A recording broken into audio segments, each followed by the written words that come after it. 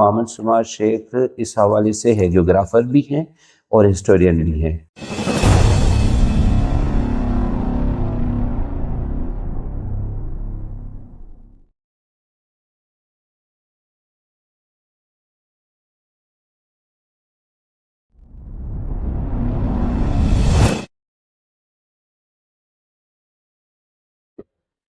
Doctor محمد طفیل چاندیو، campus coordinator UNICEF سنلار campus بدین۔ دیکھیں، آج اس ہم شخصیت پہ بات کر رہے ہیں اپنے سر محمد سماع شیخ صاحب۔ میری سمجھ میں کہ اوائلی دور میں جو تاریخ لکھنے کا طریقہ کار تھا، اس کے حوالے سے وہ لاڑ کے ریجن کے ایک بہت بڑے ممتاز ریفرنس کے طور پہ جانے جاتے ہیں۔ ان کا جنم 1935 میں ہوا تھا اور 86 کے نزدیک ان کی ڈیتھ ہوئی ہے۔ 51 سال کے اندر اس شخص نے تقریباً جو ہے وہ 300 سے زیادہ مسودے کتاب لکھے، اور ان کتابوں نے اس دور کی تاریخ نویسوں کے اوپر بھی ایک اہم وہ اثرات ڈالے۔ اصل بات یہ ہے کہ جب تاریخ لکھنے کی بات ہوئی ہے کہ ایک تو ہسٹری ہے جس کو ہم واقعات کے طور پہ لکھتے ہیں کہ کون سے واقعات دنیا میں ہوئے، اس کے بعد جدید علوم کے مطابق ہم ہسٹروگرافی پہ پہنچے ہیں۔ تو ہسٹروگرافی ہمیں یہ بتا رہی ہے کہ کس بندے نے تاریخ کو کس طریقے سے لکھنے کی کوشش کی ہے۔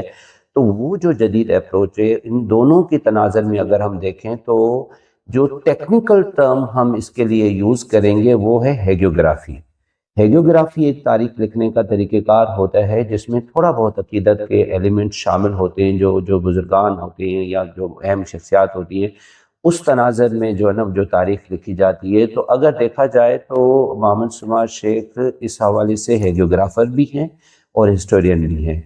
ہسٹورین ان کا جو کام ہے، اس نے اس پورے لاڑ ریجن کی ہسٹری کو جس طریقے سے فیلڈ ورک کے طور پہ اکٹھا کر کے، کیونکہ ہمارے ہاں جو اورل ہسٹری ہے، اورل امپریکل ہسٹری کا میتھڈ اس نے کتابیں لکھنے میں یوز کیا ہے، جس میں اس نے فیلڈ میں جا کر کام کیا ہے اور لوگوں سے معلومات اکٹھی کی ہے، اور اس نے مختلف قسم کی لوکیشن کو، ہسٹوریکل پلیس کو، جو یہاں کے تاریخی مقامات ہیں، ان کو ان پرسن وزٹ کیا ہے اور اس میں سے ڈیٹا کلیکٹ کر کے اس نے اپنی وہ کتابوں کو لکھا ہے۔ اب اس کی پہلی کتاب آدھی رات تقریباً 1955 میں آئی تھی، اسی کتاب حیدرآباد سے پبلش ہوئی، وہاں سے اس کو ملی۔ لیکن اس کے بعد پھر اس نے جو یہاں کا وہ بدین کا ثقافتی مطالعہ جو لکھا، وہ بہت اہم کتاب ثابت ہوئی۔ لیکن سب سے زیادہ جو اہم کتاب اس کی تاریخ کے حوالے سے ثابت ہوئی تھی وہ تھا کہ بدین ایک مطالعہ۔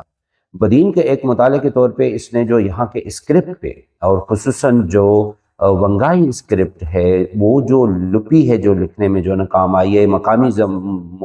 ماضی کے زمانے میں وہ لوگ اس اسکرپٹ کو کس طریقے سے یوز کرتے تھے، جو کوچی اور باغ پتن پہ اور وہ ونگے پتن کے یہ لوگ جو بزنس کرتے تھے، وہاں پہ وہ جو لپی لکھنے میں یوز کرتے تھے، وہ جو اسکرپٹ ہے، وہ اسکرپٹ اس کی بہت بڑی